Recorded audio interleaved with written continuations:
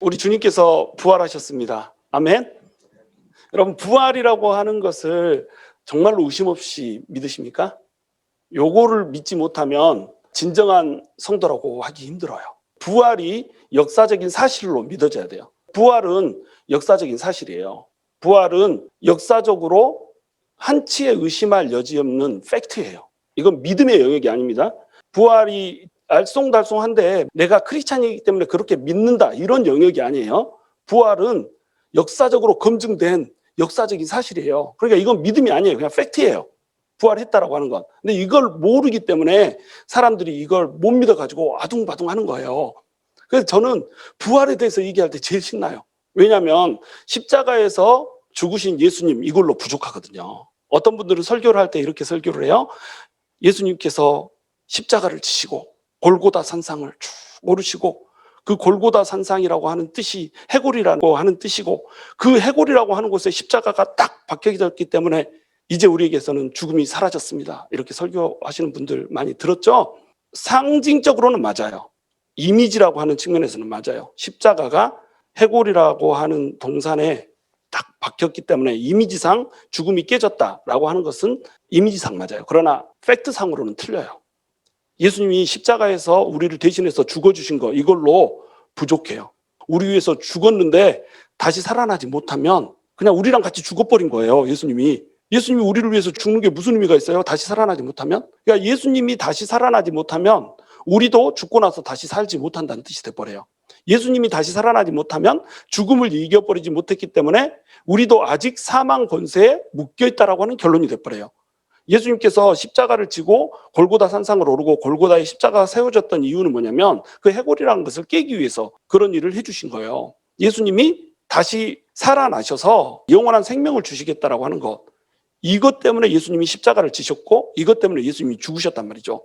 예수님은 죽기 위해 죽으신 것이 아니라 다시 살아나기 위해 죽으신 겁니다. 그러니까 부활이 없으면 우리가 제일 멍청한 사람이 되고 우리가 제일 형편없는 사람이 되는 거예요.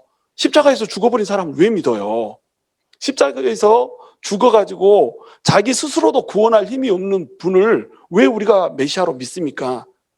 그 메시아를 믿으면서 우리 행복 누리고 축제를 하고 막 이렇게 사는 거 아니잖아요. 예수 믿었으니까 세상에서 손해보고 살잖아요. 막 누가 상처 주고 아프게 하고 나에게 힘들게 하면 우리 어떻게 해요? 속상하고 한번 들이받고 싶어도 안 들이받잖아. 왜 안 들이받아요?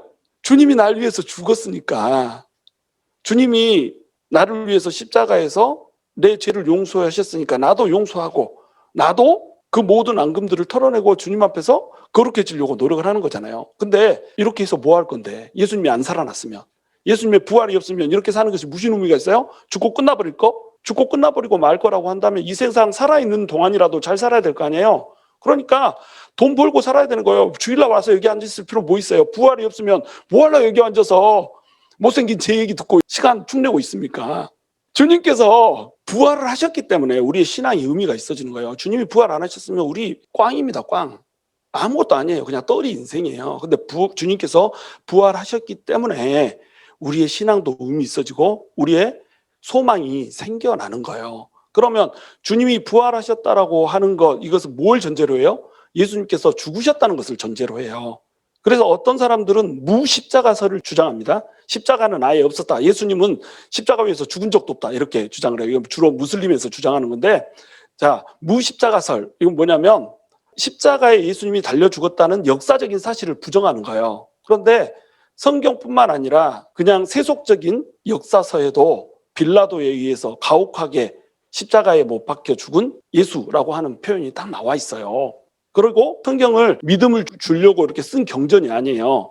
예수님이 어떻게 사셨는지, 하나님이 어떻게 역사하셨는지 이것을 이스라엘의 역사로 기록을 해놓은 거예요. 그러니까 성경 그 자체로 역사로서의 가치가 있는 겁니다. 많은 사람들이 성경은 믿는 사람들이 써놓은 거니까 역사적인 가치가 없다고 생각을 해요. 그래서 성경 밖의 역사에서도 이걸 얘기합니까? 이런 거 자주 물어봐요. 어리석은 겁니다. 여러분, 난중일기 믿어요, 안 믿어요? 이순신 장군이 신에게는 12척의 배가 있습니다, 막 이렇게 하고 난중일기를 써서 긴 칼 홀로 차고 수루에 홀로 앉아 막 이렇게 하는 거, 여러분 그것이 이순신 장군이 썼다는 거 믿어요, 못 믿어요? 믿잖아요. 이순신 장군이 그렇게 썼다는 거 왜 믿죠? 그냥 그분이 쓴 일기라고 우리가 믿으니까 믿는 거예요. 그것을 역사의 한 페이지로 우리가 믿는다라고 한다면 성경은 얼마나 증거가 많아요. 성경은 엄청난 증거가 있는 겁니다. 여러분, 알렉산더 대왕에 대해서 우리 믿잖아요. 역사대로 알렉산더 대왕이 살고 있었다 믿잖아요. 알렉산더 대왕에 대한 기록은요 5개 정도밖에 안 돼요. 그리고 그 5개 정도밖에 안 되는 기록도 알렉산더 대왕이 죽은 후 400년 후에 기록된 거예요. 믿을만해요? 근데 우리 믿는단 말이에요. 예수님에 대한 기록은 어때요? 사복음서에 다 기록돼 있잖아. 너무나도 구체적으로 기록돼 있잖아요. 그리고 언제 기록됐어요? AD 30년에서 70년 사이에 기록된 거예요. 예수님이 죽고 나서 수십 년 안짝에서 기록된 게 믿을만해요? 알렉산더 대왕이 죽고 나서 400년 후에 기록된 게 믿을만해요? 어떤 게 믿을만합니까? 성경이 훨씬 믿을만한 거예요. 그래서 예수를 믿지 않는 사람들도 역사가들은 역사를 연구할 때 성경을 역사의 자료의 하나로 사용해요. 그런데 많은 사람들이 성경을 역사의 자료로 인정을 하지 않는단 말이에요. 성경에 나온 역사적 기록들, 이것들과 성경 외에 나온 역사적 기록들을 쭉 살펴보면 예수님이 부활했다라고 하는 것이 역사적 사실이라고 하는 것을 우리가 알 수밖에 없어요. 예수님은 십자가에 못 박혀서 분명히 죽으셨어요. 아리마대 사람 요셉이 무덤에 장사를 지내잖아요. 공동묘지에다 장사 지낸 거 아니에요? 새로 판 무덤이 있어서 그 무덤에다가 제사를 드는 거예요. 무덤 하나 달랑 있는 거예요. 그 당시에 무덤은 땅 파서 짓는 무덤 아니고 굴 같은 이런 곳에 무덤을 만들어 놓고 그 안에 돌문으로 가로막으면 그게 무덤이 된 거였어요.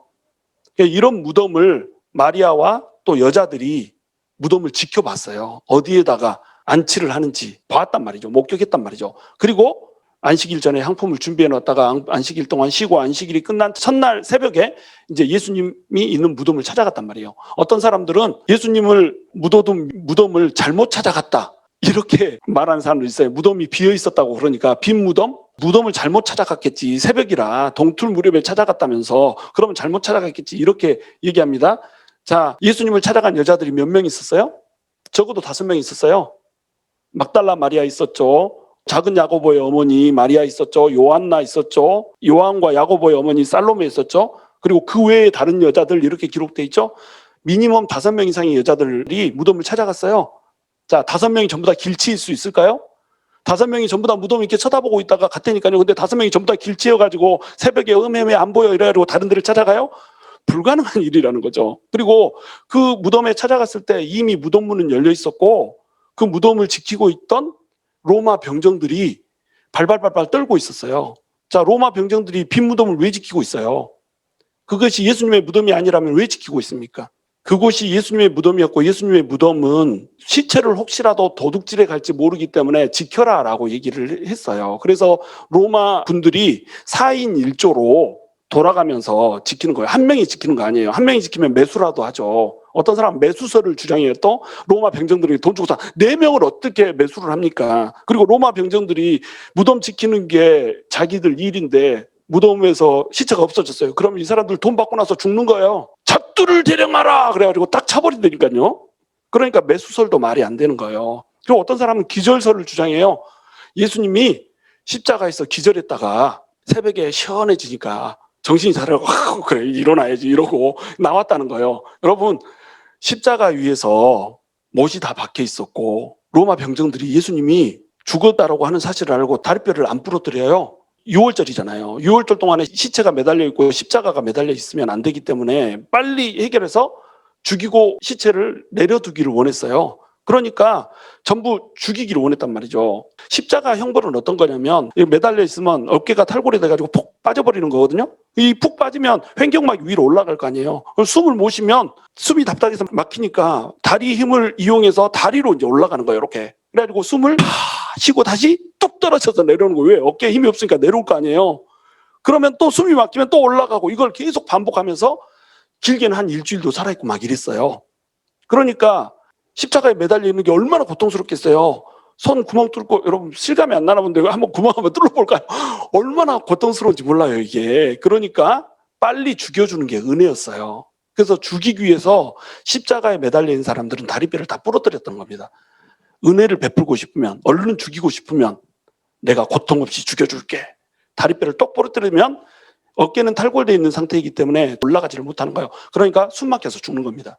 이렇게 돼 있는데 두 강도가 있었잖아요. 양쪽에 두 강도는 십자가 위에 있는데 빨리 죽으라고 다리뼈를 부러뜨렸어요. 근데 예수님은 보니까 이미 죽었거든.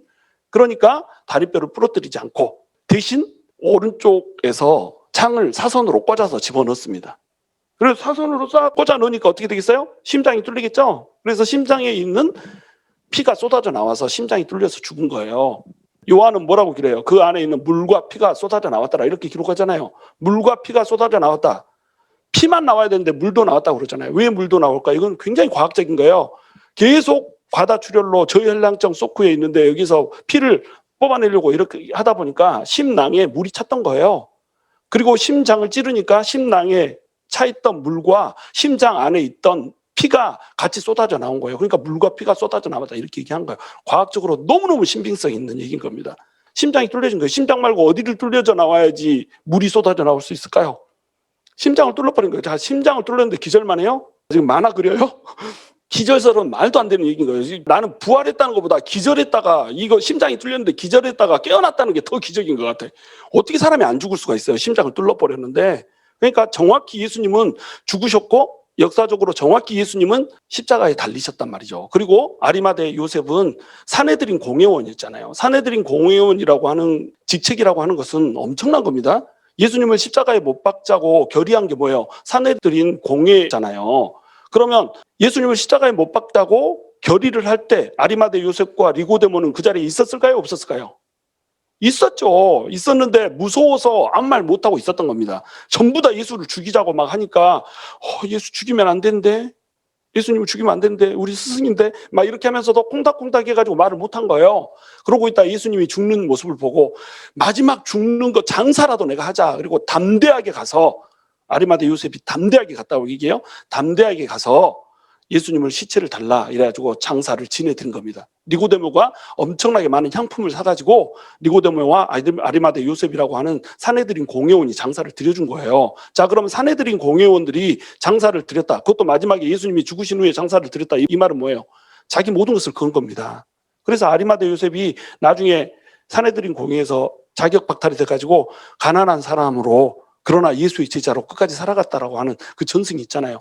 예수님이 십자가 위에서 죽지 않았으면 아리마대 요셉이 왜 이런 짓을 해요? 자기 모든 걸 걸고. 이 일들이 일어난 이것들은 성경에 있는 예언들을 그대로 성취하기 위한 하나님의 길이었단 말이에요. 다리뼈가 부러지지 않을 것이다. 성경에 예언도 있잖아요. 옆구리가 창으로 찔릴 것이다. 성경에 예언도 있잖아요. 흉악범의 하나인 것처럼 죽을 것이다. 성경에 예언도 있잖아요. 그런데 장사되기는 부자의 묘실에 장사될 것이다. 성경에 예언도 있잖아요. 하나님께서 기록한 그대로 가고 있는 겁니다. 3일 만에 예수님께서 부활할 것이다. 그대로 성경에 기록된 대로 그대로 가고 있는 거예요. 왜? 예수님이 부활했다고 하면 믿지 못하니까. 예수님이 우리를 위해서 십자가에서 죽으셨다가 부활했다라고 얘기하면 믿지 못하니까 성경에서 이미 다 얘기해놓고 예언해놓고 예수님께서 십자가에 못 박히시기 전에 이미 얘기해놓고 그 다음에 이런 일이 있게 이렇게 만들어준 거예요. 믿으라고, 좀 믿으라고. 근데 그것을 보고도 못 믿잖아요. 교인들도 교회를 다닌다고 하면서도 부활이 진짜라고 하는 사실을 못 믿어요. 기절설 얘기하면 오면 진짜로 기절했을 수도 있겠네. 괜찮아. 막 이러고 있단 말이죠. 또 쌍둥이 설도 있어요. 예수님하고 쌍둥이 동생이 있었는데 예수님이 딱 죽고 나니까 쌍둥이가 딱 나와가지고 내가 부활한 예수다! 이러고 했다는 거예요. 와, 참 안 믿기로 작정을 하니까 별 얘기를 다 꾸며내죠. 자, 예수님이 쌍둥이였다. 그래서 쌍둥이 동생이 돌아다니면서 이렇게 얘기했다. 그러면 유대인들이 그리스도교가 퍼지는 걸 엄청나게 두려워했잖아요. 예수님이 무덤에서 사라진 거예요. 그래서 기독교가 막 퍼지고 있는데 자기 유대교가 지금 위협을 받고 있잖아요. 그러니까 초반에 싹을 자르기 위해서 그리스도인들을 잡아 죽이려고 얼마나 애를 썼어요. 사도 바울도 막 그리스도인들 잡아 죽이려고 공문서를 받아가지고 전부 핍박을 하고 막 이랬잖아요. 그게 유대교인들이에요. 근데 무덤에 예수님이 아직 시체가 있었다. 그럼 어쩌겠어요? 무덤 딱 가가지고 여기 시체 있는데 뭐가 살아나 미친 것들아 이렇게 할 거 아니에요. 그런데 그들은 그렇게 하지 못했다는 거예요. 그 말은 뭐예요? 무덤이 빈 무덤이었다는 겁니다. 예루살렘에서 소문이 퍼지기 시작했잖아요. 예수님이 부활했다. 자, 예수님이 부활했다라고 하는 소문이 만들어낸 거면 예루살렘에서 퍼지면 안 돼요. 왜? 예루살렘에 예수님의 무덤이 있잖아요. 예루살렘에서 그 소문이 나자마자 뭔 소리예요 지금? 그리고 딱 무덤에 가면 예수님의 시체가 거기 있을 거 아니에요. 그러니까 무너지는 겁니다. 그러니까 예루살렘에서 소문이 안 나고 갈릴리나 뭐 이런 데서 소문이 났다면 의심해 볼 만하죠. 근데 소문 자체가 예루살렘에서 났다니까요. 그러니까 무덤은 빈 무덤이었다는 거예요. 그리고 여러분, 빈 무덤을 맨 처음 목격한 사람들은 누구일까요? 1번 베드로, 2번 막달라 마리아, 3번 빌라도, 4번 군병들이 제일 먼저 목격한 겁니다. 예수님의 제자들이 목격한 거 아니에요. 적들이 먼저 목격했어요. 천사가 나타나서 무덤에 돌을 굴려버렸어요. 그러니까 정신을 잃고 혹 쓰러졌죠. 천사가 나타나니까 어메 무서워 막 이러고 막 앞을 못 보는 거예요. 그리고 정신 차리고 나서 무덤에 딱 달려가 보니까 어때요? 무덤이 빈 무덤이거든요. 그러니까 또 끌어엎드려가지고 막 벌벌벌 떨고 있는 거예요. 지금 무슨 일이 일어나고 있냐? 무덤이 비었네, 시체가 없어졌네, 막 이렇게 되는 거예요.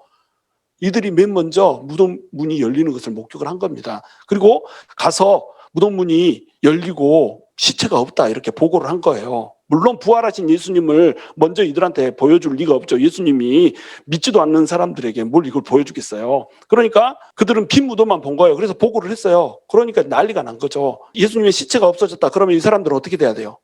사형에 처해야 되잖아요.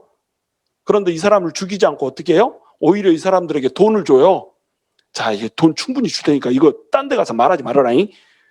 이거 어디 가서 말하면 큰일 난다. 이러면서 돈을 쥐어주고 너네가 잠시 잠들었을 때에 시체를 제자들이 와서 도적질해 갔다 오라고 얘기해라. 이렇게 한 거예요. 자, 4인 1조로 보초 서고 있는데 4명이 한꺼번에 잠들어요? 우리 군대 갔다 오신 분들은 알겠지만 보초 딱 둘이 쓰고 있으면 고참은 자도 쫄병은 절대 못 자요. 졸다가 걸리면 하이바로 맞거든요. 그러니까 4명이 한꺼번에 졸아가지고 시체를 도적 맞았다. 자, 돌이 얼마나 커요. 한두 명에서 굴릴 수 있는 돌이 아니에요. 장정 5명이 한꺼번에 굴려야 돼요. 그렇게 큰 돌이 굴러가는데 세상 모르고 자고 있어요? 말도 안 되는 소리죠. 그냥 이것은 거짓이란 말이죠. 그 일이 성경에 그대로 기록돼 있잖아요. 그 말은 무슨 말이에요? 적들이 지금 이렇게 얘기를 한 겁니다. 적들이. 그러니까 빈 무덤이라고 하는 것은 역사적인 사실이란 말이죠. 그리고 유대인들은요, 여자들을 숫자에다 안 넣었다고 그랬잖아요. 우리 자매님들 죄송하지만 그때 당시에는 여자들이 숫자에 안 들어갔다니까요. 십자가에 무덤이 없었다라고 하는 것을 꾸며내려고 하면, 제자들이 꾸며내려고 하면 증인들이 있어야 될 거 아니에요. 2명 이상의 증인이 있어야 되거든요. 근데 2명 이상의 증인이 맨 처음에 목격을 해야 되기 때문에 맨 처음 이것을 목격한 사람들은 누구여야 돼요? 남자 유대인 2명이어야 된단 말이죠. 근데 누가 제일 처음 목격하죠? 막달라 마리아가 맨 처음에 부활하신 예수님을 만나요. 빈 무덤도 여인들이 맨 처음 빈 무덤을 봤다라고 얘기를 해요. 그러면 이것이 조작일 수 있을까요? 조작이면 남자들이 봤다고 얘기해야죠. 왜 여자들이 봤다고 그래요? 숫자에 들어가지도 못하는데. 이 3가지 이유 때문에 빈 무덤은 역사적인 사실이었다는 걸 하는 거예요. 그러면 빈 무덤만 역사적인 사실이었는가? 예수님이 부활했다는 것도 역사적인 사실이에요. 자, 오늘은 제가 최대한 빠르게 어떤 식으로 부활이 이렇게 목격되는지를 쭉 순서대로 여러분에게 얘기를 해드릴 거예요. 맨 처음에 여인들이 향품을 가지고 딱 갔는데 무덤은 열려 있고 돌문이 이미 굴려져 있고 로마 군인들이 벌벌벌 떨고 있는 모습을 본 거예요. 그것이 그들이 처음 발견한 것입니다. 그들은 새벽에 일어나서 딱 무덤을 향해서 가면서 걱정이 너무 많았어요. 누가 우리를 위해서 돌문을 굴려주지? 그 무거운 돌문을 어떻게 열고 향품을 바르지? 걱정이 태산인 거예요. 그리고 딱 갔는데 돌문이 이미 열려져 있는 거라. 그리고 거기에 로마 군병들이 벌벌벌 떨고 있는 거예요. 자, 로마 군병들이 떨고 있었다. 이 말은 뭐예요? 그것이 예수님의 무덤이었다는 소리잖아요. 아까도 얘기했듯이 로마 군병들이 그것이 예수님의 무덤이 아니고 그냥 빈 무덤이었으면 로마 군병들이 거기 뭐 하고 있어요? 뭐 MT 왔나? 그래가지고 뭐 귀신 나타내는 게임 하면서 귀신 나타나니까는 그거 보고 벌벌벌 무서워서 떨고 있었을까요? 로마 군인들이 거기서 음악 틀어놓고 무슨 벨리 댄스 하고 있었을까요? 떨려야? 떨람? 이렇게 하고 있었을까? 뭐 트워킹하고 있었을까요? 아니란 말이죠. 그들은 천사가 나타난 걸 본 거예요. 그 천사 때문에 무서워서 벌벌벌 떨고 있었단 말이죠. 그리고 나서 그 안에 가보니까 시체가 없는 거예요. 근데 천사가 딱 나타나서 너네가 무엇을 찾느냐 물어보죠. 너네가 나사렛 예수를 찾는구나. 나사렛 예수는 지금 부활했고 이곳에 없다. 갈릴리에서 한 말을 기억해라.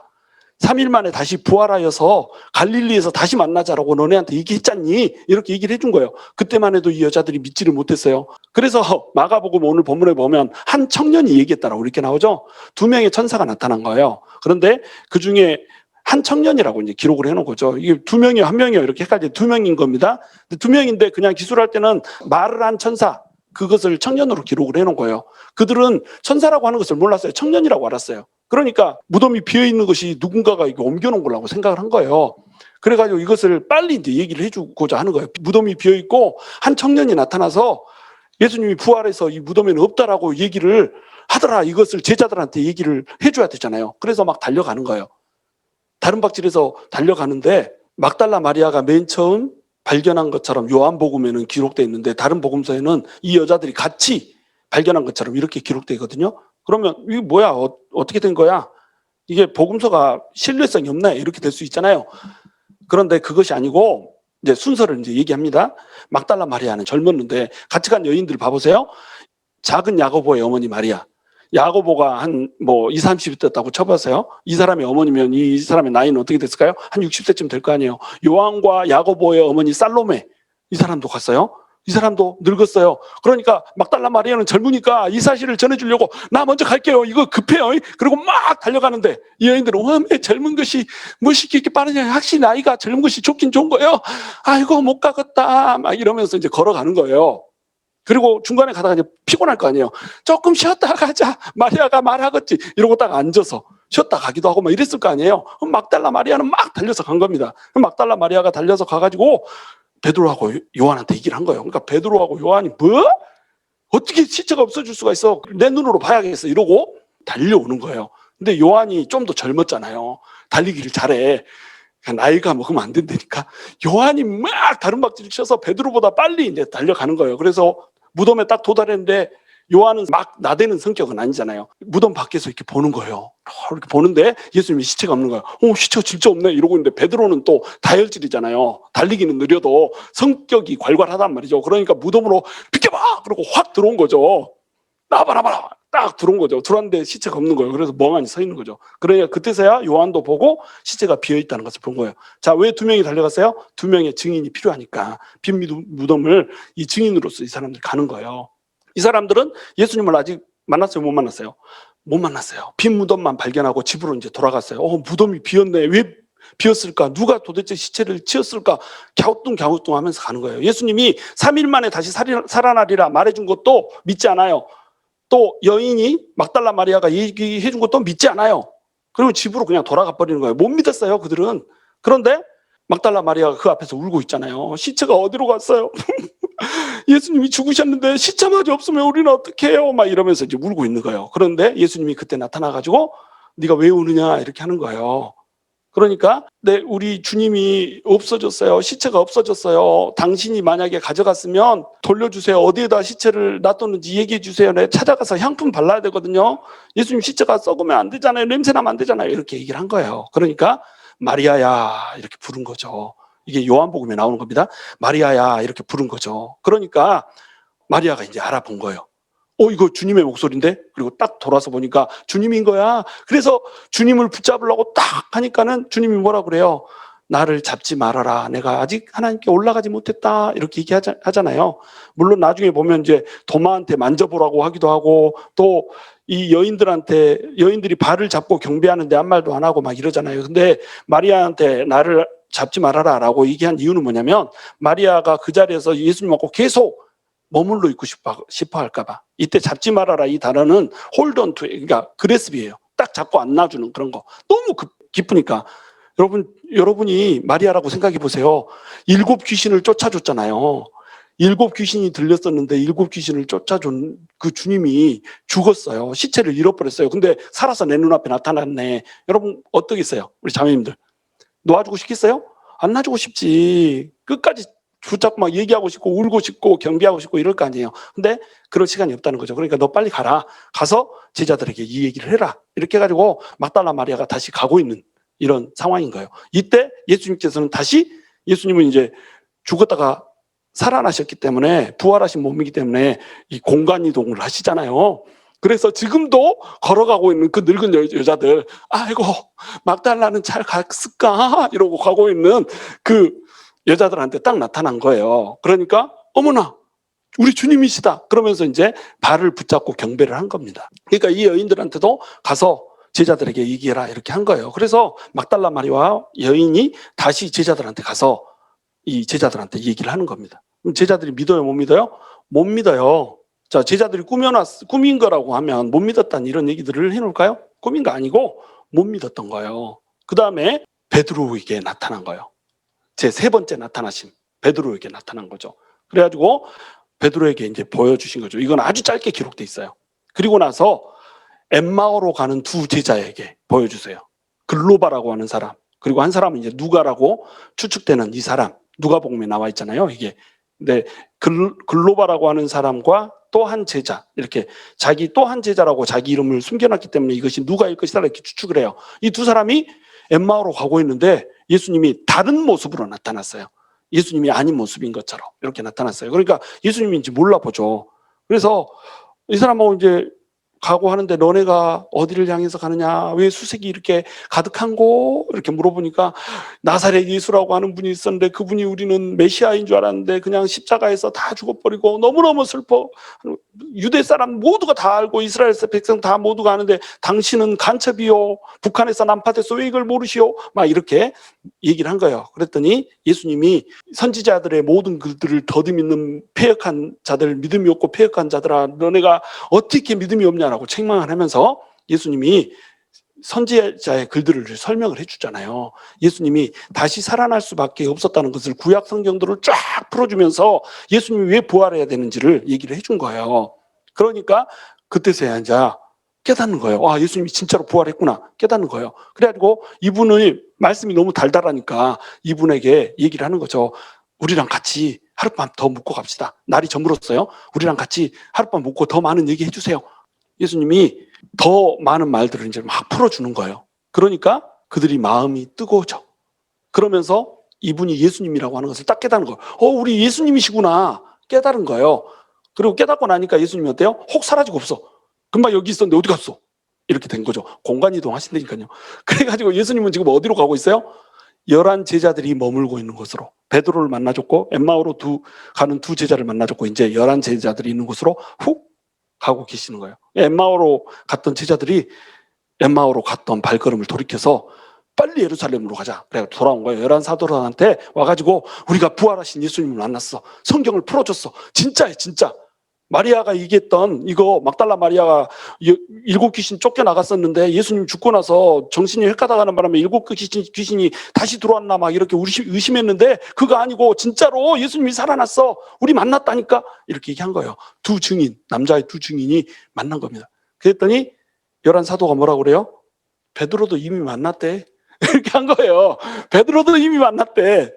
3명, 남자 3명이 만났다는 거예요. 그러니까 그러면 진짜로 부활할 수도 있었겠네 이러고 있는데 예수님이 똥 하고 나타나신 거예요. 두 제자뿐만 아니라 도마를 뺀 사도들이 다 본 겁니다. 근데 도마는 그 자리에 뭐하러 갔는지 안 보여요. 아마 도마 사러 갔는지 생선치러 갔는지 도마가 안 보여. 도마가 이제 나중에 나타나서 예수님이 살아났다고 하니까 뭐라고 그래요? 내가 예수님의 그 구멍 뚫린 손에 직접 내 손도 넣어보고 옆구리에 내가 손을 대서 만져보기 전에는 내가 믿지를 못하겠다. 이래서 도마를 의심많은 도마 이렇게 얘기하잖아요. 도마가 특별히 의심많은 도마 아니에요. 다 못 믿었었어요. 근데 11 사도를 다 못 믿는데 그냥 봤으니까 믿은 거예요. 도마 똑같은 입장에서 보면 도마도 그냥 안 봤으니까 못 믿었을 뿐이에요. 근데 예수님이 딱 나타나서 뭐라고 그래요? 자, 못 믿겠으면은 구멍에다가 손 넣어봐라. 이렇게 얘기한 거죠. 그러니까 도마가 만졌다는 얘기는 안 나와요. 당신은 나의 하나님이시라고 이렇게 고백을 하잖아요. 당신은 나의 하나님 이렇게 고백. 도마가 예수님을 하나님이라고 고백을 하는 장면이 이제 나온 겁니다. 그래서 예수님이 부활했다라고 하는 것을 11 사도가 전부 다 보게 되는 거예요. 그리고 나서 500 문도에게 또 나타나요. 그리고 갈릴리로 이제 물고기 잡으러 예수님이 부활한 것을 보고 나서도 아직 예수님이 부활한 게 자기들 피부에 안 와닿고 자기들이 무슨 일을 해야 될지 모르는 이런 상황이에요. 그래서 우리 물고기나 잡으러 가자 그러고 갈릴리로 가는 거예요. 갈릴리에서 적어도 7명이 갈릴리 출신의 어부들 7명이 그물질을 하고 있죠. 물고기 잡으려고. 그때 예수님이 딱 나타나요. 그래야 예수님이 베드로를 회복을 시켜주잖아요. 3번 베드로가 부인했기 때문에 베드로에게 나타나서 네가 나를 사랑하느냐 얘기를 물어보면서 나를 사랑하시는 것을 주님이 하시나이다 이렇게 해가지고 얘기를 해주잖아요. 그러니까 내 양들을 치라 이렇게 얘기하잖아요. 그래서 그렇게 해서 나타나요. 그리고 또 야고보에게 예수님의 제자가 아니었어요. 야고보는 예수님 믿지 않았어요. 근데 야고보에게도 나타나서 보여준 거예요. 자, 그리고 500 문도에게도 보여줬죠. 500명한테 보여줬어요. 그리고 마지막에 예수님이 승천하기 전에 모든 제자들이 모여있는 곳에서 그들이 보는 앞에서 승천을 했어요. 예수님께서 무려 40일 동안을 이 땅에 머물면서 적어도 11번이 기록되어 있고 나타난 걸로 기록되어 있고, 사도 바울이 예수님 부활하고 나서 예수님 만나잖아요. 예수님이 안 살아났으면 사도 바울이 어떻게 만나요? 사도 바울이 만났다는 것까지 기록하면 12번 기록되어 있어요. 그래서 그들이 예수님을 만났다고 생생하게 증언하고 있다는 겁니다. 그러면 이제 이런 질문이 생겨요. 그들이 환상을 봤을 것이다, 이렇게 주장을 해요. 그리고 환상설이 있습니다. 여러분, 500명이 한꺼번에 환상을 봐요? 그것도 40일 동안? 하루 딱 환상 한 사람이 보는 것도 힘든데 500명이 40일 동안 쭉 환상을 봐요? 신종 정신병입니까? 무슨 환상을 봐요? 환상을 보기는 실제로 본 거예요. 자, 그러면 이제 이게 거짓말로 퍼뜨리는 거다, 이렇게 얘기를 해요. 여러분, 거짓말을 위해서 목숨을 거는 사람들이 있어요? 제자들은요, 예수님이 다시 부활했다라고 하는 얘기를 하면서 이 얘기를 통하여서 그들이 얻을 수 있는 건 아무것도 없었어요. 그들은 숨어서 잘 살 수 있었어요. 아무도 그들을 잡아 죽이려고 하는 사람들 없었어요. 두려움 속에서 그들은 숨어가지고 문 꼭꼭 걸어 잠그고 있었어요. 그러니까 예수님이 벽 뚫고 들어오잖아요. 벽을 통과해서 예수님이 들어와야 될 정도로 그들은 문을 꽁꽁 걸어 잠그고 있었는데 갑자기 이들이 튀어나와서 예수님을 못 겪겠다고 증언하면서 죽어가잖아요. 12명이 전부 다 순교예요. 11명 다 순교하고 후에 마띠아라고 하는 사람을 채워넣어서 12명 제자 12사도 만들어냈는데 12사도 다 순교해요. 자, 거짓말을 위해서 예수님이 부활했다라고 거짓말 만들어 놓고 목숨을 걸고 그거 지키려고 해요? 군대를 일으켰다면 이해가 돼요. 대항에서 싸웠다면 이해가 돼요. 자기들의 어떤 정치적인 야욕을 위해서. 근데 그들은 그냥 힘없이 예수님 복음 전하다가 때리면 맞고 피나면 닦고 이렇게 하다가 죽어가잖아요. 근데 어떻게 이런 일이 가능하냔 말이에요. 부활을 봤으니까. 부활하신 주님을 봤으니까 두려워 떨던 자들이 나타나서 예수님의 복음을 전했단 말이죠. 그리고 야고보는 어떻게 설명할 건데요? 야고보는 예수님이 죽기 전까지 미친 사람으로 생각했어요, 예수님을. 그래서 예수님 조롱하잖아요. 왜 이렇게 갈릴리 촌에서 묶여가지고 이렇게 있습니까? 진짜로 당신이 메시아면 메시아라고 예루살렘 가서 나타내시오, 막 이렇게 얘기하잖아요. 예수님이 미쳤다라고 하는 소문을 듣고 예수님 데리러 오잖아요. 당신 이렇게 우리 형님인데 우리 가문의 멱칠에도 유분수지 어떻게 이렇게 맨날 미친 짓만 하고 돌아다닙니까? 집에 갑시다, 이렇게 얘기하잖아요. 이런 사람이었어요. 근데 야고보가 갑자기 교회의 기둥 같은 존재로 서가지고 순교해서 죽어버리거든요. 야고보의 회심, 뭘 상징해요? 뭘 의미하는 거예요? 예수님이 진짜로 부활하셨다는 걸 의미하는 거예요. 자, 사도 바울, 극단적인 예죠. 사도 바울 예수님 믿는 사람들 핍박해서 다 죽이려고 막 돌아다니잖아요. 근데 어느 날 갑자기 예수님을 자기가 만났대. 그리고 나서 목숨을 던지는 일을 한단 말이죠. 자기 목숨 걸고 유럽까지 예수 그리스도 복음 전파하다가 죽어가잖아요. 자, 이 사람들이 전부 미친 거예요, 그러면? 둘 중에 하나예요. 이 사람들은 정신병자거나 집단으로 정신병에 걸렸거나 또는 진짜로 예수님을 만났거나, 어떤 것이 더 역사적으로 신빙성이 있어요. 사도 바울은 말해요. 너희 가운데 500명씩이나 예수님의 살아계신 예수님을 직접 목격을 한 사람들이 있고, 이렇게 얘기해요. 자, 너네가 예수가 부활했다는 걸 못 믿겠지. 너네 주변에 500명 살아있다. 내가 지금이라도 너네가 의심스러우면 그 사람들 갖다가 대질해 줄 수 있다, 이렇게 얘기한 거예요. 500명이 한꺼번에 예수님을 본 겁니다. 살아계신 예수님을 본 거예요. 그래서 부활은 역사적인 사실이에요. 부활을 믿지 못하는 건 역사를 모르는 거예요. 근데 이 역사를 듣고도 믿지 못하면 그거는 아집인 거예요. 믿지 못해서 환장한 거예요. 심증으로 볼 때. 그리고 더 많은 역사적인 증거들이 있지만 아주 압축해서 내가 45분 동안에 그냥 엑기스로 지금 드리는 겁니다. 더 많은 역사적인 증거들이 있다니까. 이 말을 하려면 내가 2박 3일이 부족해. 근데 엑기스만 뽑아서 얘기해 주잖아요. 부활은 역사적인 사실이에요. 우리 믿음의 레벨이 아니에요. 아, 부활한 거 나는 믿어요. 여러분은 못 믿죠? 나는 믿어요. 이런 거 아니라니까요. 역사적인 팩트라니까요. 자, 주님께서 그러면 우리 앞에 부활해 주신 이유가 뭐예요? 죽었다가 살아나신 이유가 뭐예요? 우리의 사망 권세를 깨고 우리를 영원한 생명 가운데로 들어가게 하기 위해서 예수님이 죽었다가 살아나신 거예요. 그러면 죽었다가 살아나게 하신 것은 누구예요? 하나님인 거예요. 하나님이 성령의 능력으로 예수님을 죽은 자 가운데서 살리셨다, 이렇게 표현하잖아요. 성령의 권능으로 예수님을 살린 겁니다. 그러니까 부활은 뭐예요? 능력인 거예요. 부활은 죽은 자에게 생명을 주는 능력이고 권능인 거예요. 그러니까 이 권능이 우리한테도 어때요? 생명을 줄 수 있는 권능이 된단 말이에요. 죽음은 말할 것도 없고 우리가 겪고 있는 죽음의 그림자들이 모든 고통을 끝내버릴 수 있는 권능을 주는 거란 말이죠. 그러니까 이것이 우리한테 복음이에요, 아니에요? 복음인 거예요. 그래서 예수님이 오늘 본문에 보시면 부활하시고 나서 뭐라고 해요? 제자들한테 너네는 가서 이것을 모든 사람들에게 가르쳐라. 왜 모든 사람한테 가르치라고 그래요? 왜 모든 사람한테 전파하라고 그래요? 모든 사람들이 이 권능 안으로 들어와야 되니까. 이 권능을 갖고 모든 사람들이 살아나야 되니까, 부활해야 되니까. 그래서 영원한 하나님의 나라를 유업으로 받아야 되니까. 그리고 지금 현재 땅에서도 하나님의 나라가 도래해서 하나님에게 속하지 않았기 때문에 묶여있던 모든 사슬이 끊겨지고 마귀로부터 오는 모든 억압이 끊겨지고 모든 죽음의 사슬들이 끊겨지고 생명 있는 자로 능력 있는 자로 살아가야 되니까. 그러니까 복음을 전파하라고 얘기한 거예요. 그리고 이 복음을 전파하라고 하는 그 맨 끝에 오늘 16장 17절 18절에서는 뭐라고 얘기를 해요? 믿는 자에게는 이러한 표적이 따르리니 내 이름으로 귀신을 쫓아내며 새 방언을 말하며 뱀을 집으며 어떤 독을 마셔도 해를 입지 아니하며 병든 자에게 손을 얹은 즉 나으리라. 이렇게 얘기를 해주잖아요. 예수님을 믿는 자에게는 이런 표적이 따른대요. 예수님을 믿는다고 무조건 이런 일이 일어난다는 얘기 아니에요. 예수님을 믿는 자에게 표적이 따른다는 거예요.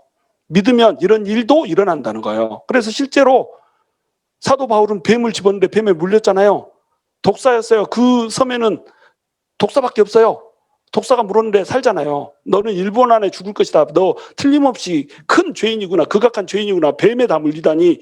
이렇게 했는데 사도 바울은 어때요? 모닥불인 줄 알고 딱 집었는데 뱀이 깡 물었어요. 이제 사람들은 죽기를 기다리고 있어요. 근데 사도 바울은 뱀이네. 털어서 던져버려요. 불에다가. 그리고 아무 일도 안 일어나요. 그러니까 사도 바울 보고 사람들이 믿잖아요. 이걸 누가는 본 거예요. 그리고 이것을 마가도 얘기를 들은 거예요. 그래서 뱀을 집으며 이렇게 나온 겁니다. 그리고 예수님을 믿는 사람들을 독살하기 위해서 동물을 집어넣었는데 독을 마시고도 살아난 사람이 실제로 있어요. 역사 기록이 나와 있어요. 그러니까 이것을 역사적인 기록으로 이 사람이 그냥 아무렇게나 써놓은 게 아니고 실제로 이런 일들이 일어나는 거 보고 쓰는 거예요. 예수님을 믿고 이 믿음을 가지고 나갔더니 권능이 나타나더라는 거예요. 예수님은 부활이었고 부활은 능력이기 때문에 부활의 능력이 나타나더라는 거죠. 그래서 예수님의 이름으로 쫓아내기만 하면 귀신이 쫓겨나가더라는 거예요. 그리고 막 성령이 임하면 방언을 막 얘기를 하고 새 방언을 말하는 듣지도 못한 방언들을 말을 하는 거예요. 야리칸다라바 약한다라 노리안다라바 라칸다리라 카리카리키키키 막 이렇게 하더란 말이죠. 새 방언을 말하더라는 거예요. 그리고 뱀을 집었는데 죽지 않아요. 어떤 족을 마셔도 해를 입지 않아요. 그리고 병든 자에게 손을 얹으면 나아버려요. 이런 일들이 초대교회에는 말도 못하게 숱하게 일어난 거예요. 사도 바울은 손수건만 얹어도 질병에서 나음을 받았고 베드로가 걸어가면 그 그림자라도 밟힐까 해서 그 그림자 옆에 딱 이렇게 그림자에 밟히려고 이렇게 하고 있다가 나음을 입고 이랬다니까요. 글쎄 이런 놀라운 권능들이 있었단 말이죠. 이 권능은 오늘날에 사라졌을까요? 그대로 있을까요? 그대로 있죠. 왜? 우리 주님이 부활하셨으니까. 부활했다는 말은 뭐예요? 주님이 살아있단 말이에요. 주님이 부활했다 다시 죽었을까요? 부활하신 주님은 지금도 살아계세요. 지금도 살아계시니까 살아계신 주님은 지금도 일하세요? 안 하세요? 살았는데 일 안 하는 사람 봤어요? 놀고 먹어요 우리 주님이? 우리 주님이 일하신단 말이에요. 그러니까 지금도 여전히 초대교회 시절에 나타났던 하나님의 역사와 하나님의 능력, 크신 권능 이것은 베풀어지고 있다는 겁니다. 그러므로 부활은 능력인 거예요. 여러분 부활이 믿어지세요? 부활이 믿어지시면 그 부활이 능력이고 권능이라고 하는 걸 믿는 거예요. 여러분 우리 주님께서는 우리에게 권능 주시기 원하세요. 우리 안에 성령님 부어주셨고 성령님이 우리 안에 오므로 말미암아서 성령으로 인한 그 성령의 권능이 우리 안에 있는 거예요. 그러므로 우리가 예수의 이름으로 쫓아내기만 하면 귀신이 쫓아나가고 병든 자에게 손을 얹으면 병든 자가 낫는 겁니다. 이것이 주님의 부활에 숨겨진 의미예요. 주님께서는 우리에게 권능을 주시기 위해서 부활하셨고 그 권능은 살아계신 주님이 아직도 살아계시기 때문에 여전히 우리 가운데 흐르고 있고 그 권능 가지고 우리는 나가서 세상 가운데 주님이 다시 살아나셨다, 살아계신 주님이 아직도 역사하신다 선포하며 나가는 겁니다. 그거 보면 믿지 않던 사람들이 아 부활이 진짜구나 라고 하는 증거를 얻고 주님 안으로 들어오게 된다는 거예요. 아직도 살아 역사하시는 능력의 주님, 부활의 주님의 품 안에서 우리가 권능을 행하며 하나님의 복음을 땅끝까지 전하는 자들로 설 수 있게 되기를 주님의 이름으로 축원합니다.